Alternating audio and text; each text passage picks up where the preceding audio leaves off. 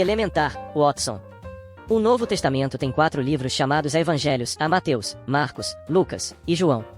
Lendo estes títulos podemos deduzir que Mateus escreveu o livro intitulado a Mateus, Marcos escreveu aquele intitulado de Marcos, e assim por diante. Neste post, vamos ver que essa dedução está correta e que há evidências históricas para apoiá-la. Os evangelhos não contêm o nome do autor nos versículos. Após ter leito o título, seguimos em frente e lemos os versículos, ou seja, os conteúdos. Fazendo isso, descobrimos que o nome do autor não aparece em nenhum dos 4 evangelhos. Portanto, o nome do autor está no título, mas não no texto. Conforme os céticos, isso significa que os evangelhos foram escritos anonimamente. Nesse cenário, a Igreja atribuiu falsamente os evangelhos aos autores tradicionais, enganando os fiéis pelos próximos 2000 anos de história. Este tópico está dividido em 2 partes. Para evitar sobrecarregar vocês com demais informações, decidi dividir o tópico em 2 partes. Nesta primeira parte, mostraremos as evidências históricas que apoiam a atribuição dos evangelhos aos seus autores tradicionais. No próximo post, mostraremos alguns argumentos contra a teoria da conspiração idealizada pelos céticos. Os padres da igreja estão atribuindo os autores aos evangelhos, mas não conseguem se decidir. Então, Papias tem uma ideia: vamos pescar. Daremos o nome de um apóstolo a cada tipo de peixe. Os 4 fazem uma lista, vão para a praia e começam a pescar. Meia hora depois: Papias, eu peguei um bacalhau, é João. Ireneu, eu peguei um linguado, é Mateus. Mas Clemente e Tertuliano pescam um sapato velho e um pneu. Aqui está o porquê de Marcos e Lucas. Quem escreveu os evangelhos? Como vamos mostrar, a igreja sempre soube quem escreveu os evangelhos. A atribuição, portanto, vem de uma tradição de 2000 anos. A partir dela, sabemos que Mateus e João eram 2 dos discípulos de Jesus, enquanto Marcos e Lucas eram 2 colaboradores dos apóstolos Pedro e Paulo. Esses 4 autores também são chamados de evangelistas. Por que os evangelhos são atribuídos a esses autores? Jesus pregou o evangelho e o ensinou aos seus discípulos, a quem chamou de apóstolos, ou seja, mensageiros. Ele lhes deu a tarefa de pregar e espalhá-lo. Os apóstolos tiveram os encontros com Jesus ressuscitado, que confirmou a eles o ministério e a missão deles. Os apóstolos obedeceram e começaram a pregar o evangelho e seu testemunho sobre a sua ressurreição. Alguns ouvintes se converteram, iniciando a igreja primitiva. Mais tarde, os evangelistas Mateus, Marcos, Lucas e João coletaram esses conteúdos de forma ordenada, juntos com o próprio testemunho, criando os 4 evangelhos. Eles não foram escritos imediatamente, mas apenas algumas décadas após a ressurreição. O objetivo era preservar o testemunho dos apóstolos. Eles entregaram seus manuscritos às igrejas que os preservaram e copiaram. Esses livros foram oficialmente incluídos no Novo Testamento, com o cânon bíblico. Portanto, a igreja conhecia os autores dos evangelhos desde o início. Eles não eram anônimos. Alguns evangelhos, como veremos, foram até escritos a pedido das congregações. Um detetive estava investigando os pais da igreja e a conspiração dos evangelhos. Então ele viu Papias, Clemente, Ireneu e Tertuliano voltando da praia com sacolas suspeitas. Ao se aproximar deles para fazer perguntas, ele percebeu que, assim como suas sacolas, a história deles cheirava mal. Que evidências temos apoiando essa atribuição? Há evidências que vêm do Novo Testamento. No Novo Testamento, os evangelhos levam os nomes dos 4 evangelistas. Há evidências de que os evangelhos foram escritos no 1º século, quando os evangelistas ainda estavam vivos. Paulo se refere a um versículo em Lucas como parte das Escrituras. Há evidências que vêm dos manuscritos antigos.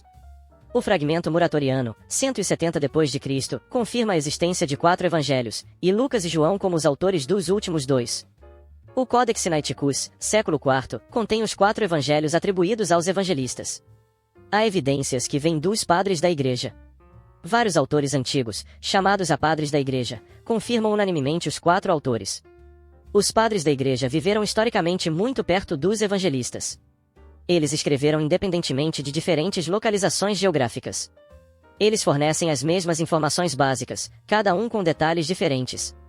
Eles relatam que alguns evangelhos foram escritos a pedido da igreja. Não há atribuições alternativas a autores diferentes. Os padres da igreja não conseguem decidir os autores dos evangelhos. Então Ireneu tem uma ideia brilhante: e vamos para o mato, e vamos ser atacados por predadores perigosos. Papias, brilhante. Vamos fazer uma lista: o lobo vai ser João, o urso vai ser Pedro, e assim por diante. Então eles fazem uma lista de 12 bestas perigosas. Tertuliano é o primeiro a entrar. Ele é mordido por um lobo. Sangrando, exclama, o lobo é João. Então agora é a volta de Papias, que entra e é derrubado por um javali. Manquejando e com os ossos quebrados, ele grita, o javali é Mateus. Clemente e Ireneu entram juntos, mas são perseguidos por um frango e um pato. Então Papias, com uma expressão perplexa, sugere, patos e galinhas? Marcos e Lucas. No Novo Testamento, os evangelhos são intitulados após seus autores. Como mencionamos, ao abrir o Novo Testamento, observamos que os livros dos evangelhos são intitulados com o nome de seus autores. Os evangelhos foram concluídos no primeiro século. Já vimos que há evidências de que os evangelhos foram escritos no primeiro século.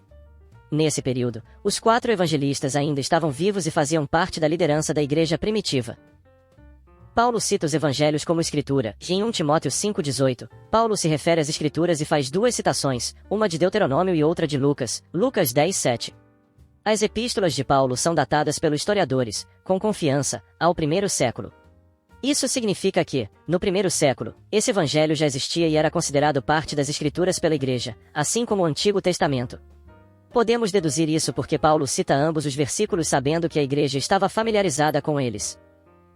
Um detetive está questionando Clemente e Ireneu sobre as mortes de Tertuliano e Papias. Detetive, essa história de ser atacados por animais selvagens, quem teve essa ideia? Ireneu, a ideia foi minha. Detetive, e por qual razão Papias e Tertuliano teriam ouvido você? O fragmento muratoriano confirma 2 dos autores, e isso é um manuscrito antigo datado de 170. O fragmento muratoriano ou Camone Muratori representa a lista mais antiga de livros do Novo Testamento que nos chegou. Como é um fragmento, algumas partes estão faltando. Nos seus versículos encontramos confirmados 4 evangelhos em total. E Lucas e João como autores dos últimos 2 evangelhos. A parte que conforma os autores Mateus e Marcos está faltando, devido à fragmentação. Os estudiosos acreditam que este documento seja uma tradução de um ainda mais antigo. O Codex Sinaiticus confirma os 4 autores, e esta é a versão completa mais antiga do Novo Testamento que chegou até nós. Os estudiosos datam este manuscrito ao século IV. Aqui também os 4 evangelhos são atribuídos aos autores tradicionais. Os padres da igreja confirmam unanimemente os autores, Papias, Justino, Ireneu, Clemente de Alexandria, Tertuliano, Orígenes e Eusébio, todos confirmam Mateus, Marcos, Lucas e João como os autores dos evangelhos. Não há controvérsia sobre esse assunto. Os padres da igreja viveram em uma época próxima à dos evangelistas, e esses autores escreveram dentro de 60 a 140 anos da conclusão dos evangelhos. Naquela época, testemunhas vivas ainda estavam disponíveis, assim como muitos textos que hoje estão perdidos. Podemos ver um exemplo disso no trabalho de Eusébio, que cita textos dos quais hoje só temos fragmentos. Os apóstolos designaram os presbíteros João e Aristião, que transmitiram as informações para Papias. Enquanto Marcos, o evangelista, fundou a escola de Alexandria e passou sua administração para Demétrio, que a confiou a Clemente de Alexandria, que estava substituindo seu professor Panteno. Os padres da igreja não sabem a quem atribuir os evangelhos. Então Clemente tem uma ideia brilhante. Vamos para o pronto-socorro do hospital e vamos ver quem entra. Papias, formidável. Vamos fazer uma lista de acidentes. Ireneu, para fraturas. João, para virose. Tiago. Eles terminam a lista, vão lá e começam a observar. O primeiro paciente tem uma perna quebrada. Os 4 exclamam, uma fratura, é João. O segundo tem uma faca enfiada no pé. Uma laceração, é Mateus. Imediatamente depois mais 2 pessoas chegam. Um é o eletricista, o outro é um entregador de pizza. Papias, e agora? Tertuliano reflete sobre isso. Neste ponto, eu diria: Marcos e Lucas.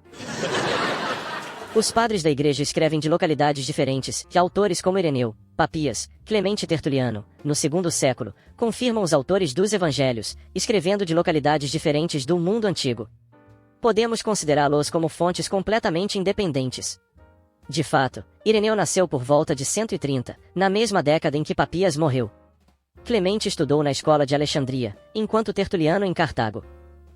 Os padres da igreja fornecem detalhes diferentes, se essas fontes relatam as mesmas informações básicas, mas cada uma adiciona detalhes diferentes. Isso confirma que eles não concordaram com uma história. Nem que estavam repetindo o que o autor mais antigo, Papias, tinha escrito. Os padres da igreja afirmam que 2 evangelhos foram escritos a pedido da igreja. Os evangelhos de Marcos e João foram escritos a pedido dos alunos de Pedro e João. Isso significa que as igrejas conheciam pessoalmente os autores. Os padres da igreja concordam com os nomes dos autores e não há atribuições alternativas, não há um texto antigo ou outras evidências que proponham autores alternativos para os 4 evangelhos canônicos. Um detetive está investigando mortes estranhas na sala de emergência. Detetive, senhores, não adianta negar. Vocês estavam lá e foram vistos por testemunhas oculares, se comportando, nas palavras delas, como loucos que fugiram de um manicômio. Papias, não foi nossa culpa, detetive. Ireneu, estávamos apenas estudando estatísticas. Detetive, aquele paciente sofrendo um ataque cardíaco precisava de cuidados urgentes, e não de responder às suas perguntas. Clemente, infelizmente, senhor, aquele cara não chegou ao hospital. Tertuliano, eu realmente queria que ele conseguisse. Na nossa lista, o ataque cardíaco era Pedro. Detetive, que lista? A seguir estão as citações dos padres da igreja a que nos referimos. As traduções foram feitas a partir da versão em inglês. Vocês podem consultar as versões em inglês seguindo os links abaixo na seção a textos. E o ancião costumava dizer isso. Marcos tornou-se intérprete de Pedro e escreveu com precisão tudo o que se lembrava, não, de fato, em ordem, das coisas ditas e feitas pelo Senhor. Pois ele não tinha ouvido o Senhor, nem o havia seguido, mas mais tarde, seguiu Pedro, que costumava ensinar conforme a necessidade exigia, mas não fazendo, por assim dizer, um arranjo dos oráculos do Senhor, de modo que Marcos não fez nada de errado em escrever esses pontos individuais conforme se lembrava deles. Pois ele deu atenção a uma coisa, para não deixar de fora nada do que ouvirá e para não fazer falsas declarações neles. Eusébio, e História da Igreja 3.39.15. Mas em relação a Mateus, ele escreve o seguinte, e então Mateus escreveu os oráculos na língua hebraica, e cada um os interpretava como podia. Eusébio, e História da Igreja 3.39.16. Quando os presbíteros o viam de longe, tentavam mudar de direção. Mas era já tarde demais. Ninguém escapava das perguntas de Papias. Em Herápolis, todo mundo conhecia como o repórter. Ireneu de Leão, 130-202. Mateus também emitiu um evangelho escrito entre os hebreus em seu próprio dialeto, enquanto Pedro e Paulo estavam pregando em Roma e lançando os fundamentos da igreja. Depois de sua partida, Marcos, o discípulo e intérprete de Pedro, também nos transmitiu por escrito o que fora pregado por Pedro. Lucas também, o companheiro de Paulo, registrou em um livro o evangelho pregado por ele. Depois, João, o discípulo do Senhor, que havia se inclinado sobre seu peito, também ele mesmo publicou um evangelho durante sua residência em Éfeso, na Ásia. Contra as heresias 3.1.1.2. Ireneu estudou na Turquia e depois se mudou para a França. Lá, ele também era conhecido por seu famoso quiosque de kebab. Clemente de Alexandria, 150-215. E uma grande alegria de luz brilhou sobre as mentes dos ouvintes de Pedro, que não estavam satisfeitos com apenas uma audição ou com o ensino não escrito do Evangelho Divino, mas com todo tipo de súplicas imploraram a Marcos, que era seguidor de Pedro e cujo Evangelho está estante, para deixar com eles por escrito um registro do ensino transmitido oralmente a eles, e eles não cessaram até prevalecerem sobre o homem e assim se tornarem responsáveis pelas Escrituras para a leitura nas igrejas. História Eclesiástica Livro 2 Capítulo 15. Como Pedro pregar a palavra publicamente em Roma e declarar o Evangelho pelo Espírito, muitos dos presentes pediram que Marcos, que o seguirá por muito tempo e se lembrava de seus ditos, os escrevesse. E tendo composto o Evangelho, ele o deu àqueles que o haviam solicitado. Quando Pedro soube disso, ele não o proibiu nem encorajou diretamente. Mas, por último, João, percebendo que os fatos externos haviam sido tornados claros no Evangelho, sendo instigado por seus amigos inspirado pelo Espírito, compôs um Evangelho espiritual. História Eclesiástica Livro 6 Capítulo 14. Você prestou atenção ao post? Quem foi o professor de Clemente? Dizem que Clemente tentou de tudo contra Caspa, mas depois descobriu Panteno. Tertuliano, 155-220. A mesma autoridade das igrejas apostólicas dará evidências também aos outros evangelhos que possuímos igualmente por meio delas e de acordo com seu uso. Refiro-me aos evangelhos de João e Mateus, enquanto o que Marcos publicou pode ser afirmado ser de Pedro, de quem Marcos era o intérprete. Pois até a forma do evangelho de Lucas as pessoas geralmente atribuem a Paulo.